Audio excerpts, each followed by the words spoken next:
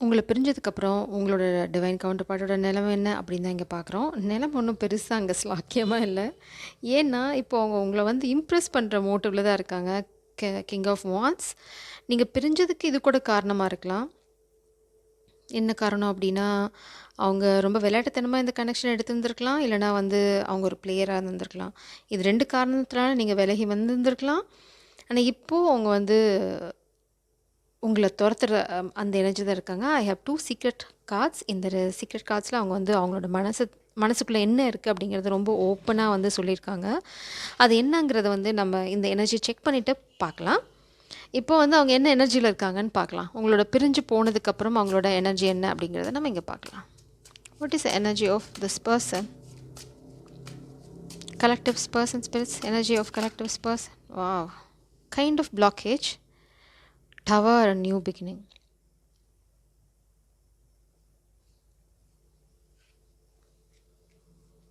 அவங்க என்ன சொல்கிறாங்க அப்படின்னா, என்ன எனர்ஜியில் இருக்காங்கன்னா, இந்த புது ஆரம்பத்தை அவங்க ஃபேமிலி தடுத்துட்டாங்க. இல்லைன்னா அந்த ஃபேமிலி அவங்களுக்கு பண்ண துரோகம் வந்து ஏதோ ஒரு பெருசாக ஷாக்கிங்கான விஷயம் அவங்க வாழ்க்கையில் நடந்திருக்கு. மேபி உங்கள் பிரிவுக்கு காரணம் உங்கள் ஃபேமிலி.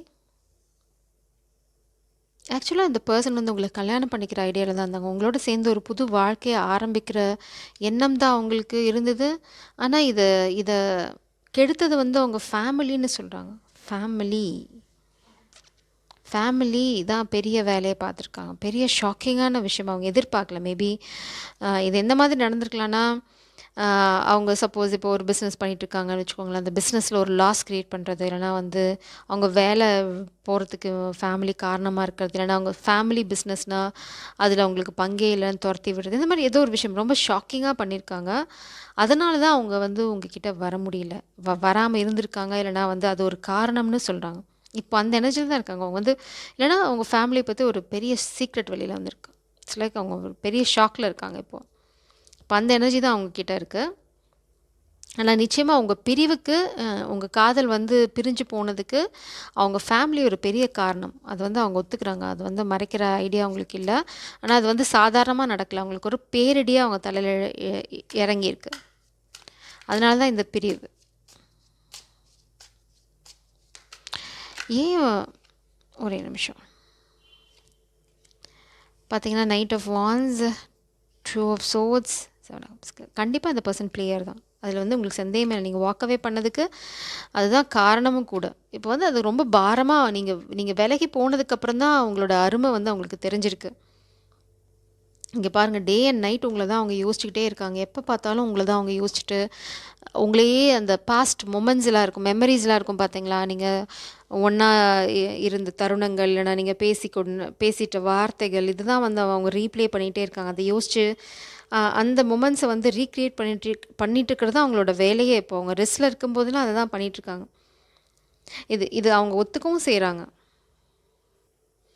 இந்த பர்சன் வந்து ரொம்ப வருத்தப்படுறாங்க. அவங்களுக்கு வந்து மனசில் ரொம்ப குழப்பம் இருக்குது, ரொம்ப வருத்தம் இருக்குது. ஆனால் இந்த நொடி வரை அவங்க வந்து உங்களை மறக்கவே இல்லை அப்படிங்கிறதான் வந்து இந்த 4 ஆஃப் சோர்ஸ் எனர்ஜி வந்து உங்களுக்கு சொல்லுவாங்க. எப்போல்லாம் தனிமையில் இருக்காங்களோ அப்போ அப்போ வந்து உங்கள் நினைவுகள் மட்டும்தான் அவங்கக்கிட்ட இருக்குது. வேறு எதுவுமே இல்லை. வேறு எதை பற்றியும் அவங்க யோசிக்கிறதும் இல்லை. அவங்க தனிமை அப்படின்னாவே அதில் நீங்கள் மட்டும்தான் இருக்கீங்க. அவங்க தனிமையோட முழு சொந்தம் வந்து நீங்கள் தான். சொந்தக்காரி அப்படின்னு, சொந்தக்காரன் யாராக வேணா இருக்கலாம். நீங்கள் தான். அவங்க தனிமைக்கு சொந்தம் வந்து நீங்கள் கொண்டாடலாம். Knight of wands and 2 of swords energy. இது வந்து என்ன பெரிய உண்மையை வெளியில் சொல்லுது அப்படின்னு பார்த்தீங்கன்னா, ஒரு நிமிஷம், let me clarify this energy. உங்களுக்கு நிறைய குழப்பங்கள் இருக்கா? இந்த பர்சனோட கேரக்டர் பற்றி, இல்லைனா வந்து இந்த பர்சன் எப்படிப்பட்டவங்க அப்படிங்கிற குழப்பம் உங்களுக்கு இருக்கா? அதை தான் நம்ம வந்து இப்போ கிளாரிஃபை பண்ண போகிறோம். So let's see. இப்போ இங்கே என்ன வருதுன்னு, please clarify the 7 of cups spirits. எந்த எனர்ஜியை சொல்லுது? ஏன்னா 7 ஆஃப் கப்ஸ் வந்து பார்த்திங்க அப்படின்னா ஃப்ளிங்ஸ், அதர் ஆப்ஷன்ஸ் அப்படின்னு, இது ட்ரீமாக கூட இருக்கலாம். ஸோ இவங்களோட கேரக்டரை வந்து இந்த கார்டு தீர்மானிக்கும். என்ன கார்டு வெளியில் வருதுன்னு பார்க்கலாம். இவங்க நல்லவங்களா? 7 of crystals, seven of feathers, sword, seven of swords energy. Sorry, player துரோகம் பண்ணியிருக்காங்க. நிச்சயமாக இந்த பர்சன் பிளேயர் தான். அதில் வந்து உங்களுக்கு எந்த சந்தேகமும் தேவையில்லை. பாஸ்ட்டில் இருந்திருக்கலாம், இப்போ திருந்திருக்கலாம். இங்கே பாருங்கள், மீதி கார்ட்ஸ் பார்க்கும்போது நம்மளுக்கு என்ன உண்மை அப்படிங்கிறது தெரியும். உங்களுக்கு ஆல்ரெடி தெரியும். ஹை ப்ரீஸ்டஸ், அவங்க மறைச்ச ரகசியம் உங்களுக்கு தெரியும். இந்த பர்சன் வந்து ஒரு பிளேயர் இல்லை அப்படிங்கிற மாதிரி உங்ககிட்ட நடிச்சிருக்கலாம். ரொம்ப ரொம்ப லாயல் பர்சன் மாதிரி நடிச்சிருந்துருக்கலாம். ஆனால் அந்த ரகசியம் வெளியில் வந்தனால தான் நீங்கள் விட்டுட்டு போயிட்டாங்க. It's very clear message. நீங்கள் ஹை ப்ரீஸ்டஸ், உங்களுக்கு தெரிஞ்சிருச்சு இந்த பர்சன் ஒரு பிளேயர் அப்படிங்கிறது, அதனால தான் நீங்கள் விட்டுட்டு போயிட்டீங்க. Seven of crystals, you are building your own world. நீங்கள் விட்டுட்டு போயிட்டீங்க. நீங்கள் உங்களுக்கு ஒரு தனி உலகத்தை உருவாக்கிட்டு இருக்கீங்க. புது ஆரம்பம். Seven of crystals and page of acorns, pentacles,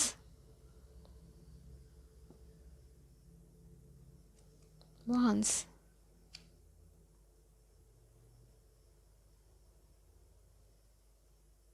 page of wands, new beginning. நீங்கள் ஒரு புது ஆரம்பத்தை உங்கள் வாழ்க்கையில் வந்து உருவாக்கிக்கிட்டு இருக்கீங்க. நீங்கள் இந்த பர்சனை பிளாக் பண்ணிட்டு போயிட்டீங்க.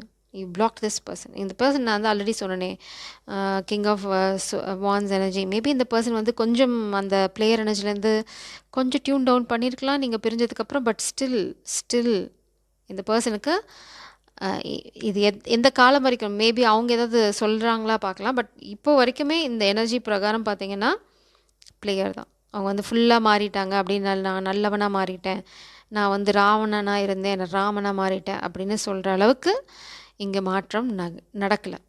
இன்னும் அந்த மாற்றம் வரல. Seven of swords energy bottom டெக்கில் இருக்குது. இன்னும் இது ப்ரெசன்ட் எனர்ஜி. ஸோ இந்த செவன் ஆஃப் கப்ஸ் பார்த்தீங்கன்னா ஆப்ஷன்ஸ். அது வந்து நீங்கள் ரொம்ப பிரைட்டாக இருக்க ஆப்ஷன். ஏன்னா வந்து இது வந்து ஒரு சாக்கு. ஃபேமிலி தடுத்துட்டாங்க அப்படின்னு அதை யூஸ் பண்ணிக்கிட்டாங்க. ஃபேமிலி தடுத்துருச்சு அப்படின்னு சொன்னதை வந்து யூஸ் பண்ணிக்கிட்டேன் அப்படிங்கிறது வந்து உங்ககிட்ட வந்து இன்டைரக்டாக சொல்கிறாங்க. டைரெக்டாக சொல்ல முடியாது இல்லையா, நீங்கள் இன்னும் விட்டுட்டு ஓடிடுவீங்க அப்படிங்கிறதுனால நீங்கள் விட்டுட்டு போயிட்டீங்க. ஆனால் இந்த பர்சனுக்கு நீங்கள் விட்டுட்டு போனதுக்கப்புறம் தான் நீங்கள் என்றைக்கு ஸ்டபனாக ஒரு முடிவு எடுத்தீங்க, நோ நோ நோ இந்த பிளேயர் எனர்ஜிலாம் எனக்கு செட் ஆகாது அப்படின்னு நீங்கள் என்றைக்கு முடிவெடுத்து விலகி போனீங்களோ, இந்த பர்சன் முடிஞ்ச வரைக்கும் அதை கவர் பண்ணியிருக்காங்க. உங்களுக்கு தெரிய விடாமல் பார்க்கணும். உங்களுக்கு தெரியவே தெரியாது நீங்கள் ஒரு முட்டாள் அந்த மாதிரி.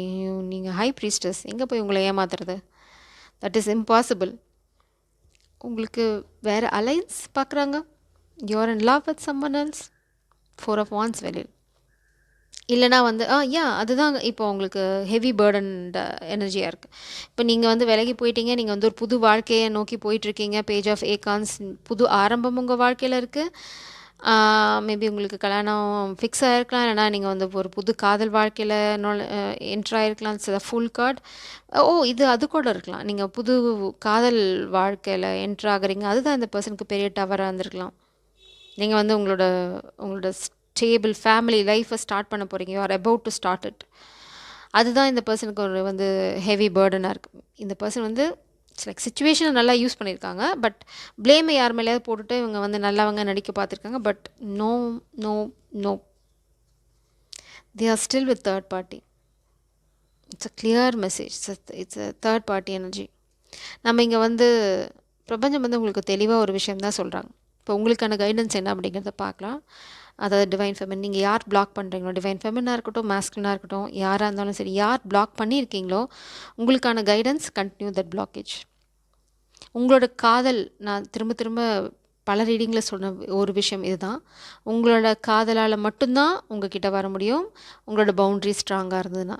அப்போது வந்து நீங்கள் எல்லா கெட்ட விஷயங்கள்லாம் பாதுகாக்கப்படுவீங்க. அதாவது ஃபேக் லவ், ஃபாலன் ட்வின், இல்லைனா வந்து காமிக் ட்வின், இந்த மாதிரி எனர்ஜிகள்லேருந்துலாம் நீங்கள் வந்து ஈஸியாக எஸ்கேப் ஆகி, அதாவது இதெல்லாம் ஏன் எஸ்கேப் ஆகணும் அப்படின்னு சொல்கிறேன்னா, அந்த வலியெல்லாம் நீங்கள் கோ த்ரூ பண்ணணும் அவசியம். இப்போ பார்த்தீங்கன்னா இது ஒரு பெரிய ப்ராசஸ். உங்களுக்கு நீங்கள் ஹீல் ஆகி நீங்கள் வந்து ஒரு புது வாழ்க்கையை நோக்கி போயிட்டுருக்கும்போது திரும்ப இந்த பர்சன் வந்து உங்களை டிஸ்டர்ப் பண்ண ட்ரை பண்ணுறாங்க. அதனால தான் பிரபஞ்சம் சொல்கிறாங்க, அதை அவாய்ட் பண்ணுறதுக்கு நீங்கள் எங்கே இருக்கீங்களோ அங்கேயே இருங்க. இங்கே பிளாக் பண்ணியிருந்தீங்கன்னா தட்ஸ் ரைட், நீங்கள் அப்படியே இருங்க. அதுதான் உங்களுக்கு நல்லது. உங்களோட டிவைன் கவுண்டர் பார்ட் யாரோ, நீங்கள் எந்த மலை உச்சியில் போய் இருந்தாலும் உங்களை கண்டுபிடிச்சிடுவாங்க. அது அவங்களோட gift. They will find you. அதனால் நான் வந்து இப்படி இருக்கேன், அவங்களால வர முடியாது, நோ நோ நீட். இந்த பர்சன் வந்து வேறு யாரோவில் கண்ட்ரோல் பண்ணப்படுறாங்க. அடுத்தது வந்து இந்த பர்சன் பார்த்தீங்க அப்படின்னா யாரையோ ப்ளீஸ் பண்ணுறது. இது வந்து இன்னும் வந்து கொடூரமான உண்மை. கிங் ஆஃப் பென்டிகல்ஸ் பொசிஷன், அவங்களோட பணம், பணத்தாசை, பேராசை, அதுக்காக வந்து நிறையா பேர்த்தோட பழகிறது, ஒரு இன்டிமேட் ரிலேஷன்ஷிப்பை க்ரியேட் பண்ணிக்குது. ஏன்னா வந்து பிஸ்னஸ்க்கு ஹெல்ப்ஃபுல்லாக இருக்கும் அப்படிங்கிறது. ஏன்னா அவங்க பணம் வர வழிக்கு அவங்க வந்து உதவியாக இருப்பாங்க அப்படிங்கிறது தான் இந்த பர்சனோட மெயின் மோட்டிவ்.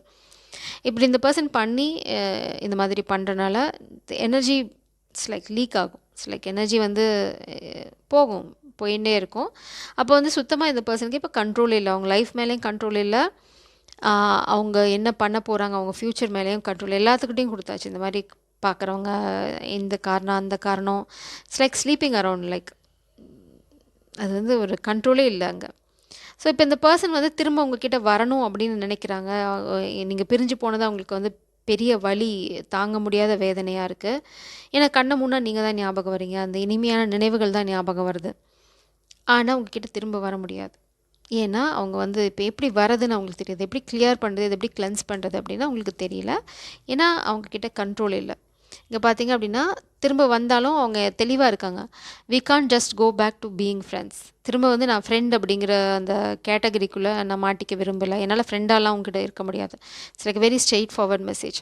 நம்ம சர்ப்ரைஸ் மெசேஜ் வச்சுருந்தோம், இப்போ அந்த மெசேஜ் என்னென்னு பார்க்கலாம்.